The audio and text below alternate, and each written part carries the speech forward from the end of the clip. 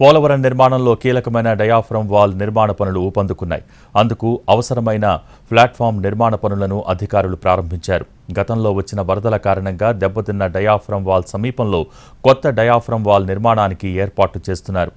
Guide wall నిర్మాణం పూర్తి కాగానే జనవరి నుంచి కాంక్రీట్ పనులు ప్రారంభం కానున్నాయి. పోలవరం నిర్మాణంలో కీలకమైన డయాఫ్రమ్ వాల్ నిర్మాణానికి అవసరమైన ప్లాట్ఫామ్ నిర్మాణ పనులను అధికారులు ప్రారంభించారు.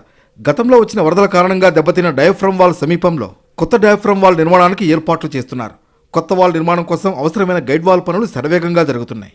గైడ్ వాల్ నిర్మాణం పూర్తి కాగానే జనవరి నుంచి నూతన వాల్ నిర్మాణ కాంక్రీట్ పనులు ప్రారంభిస్తారు.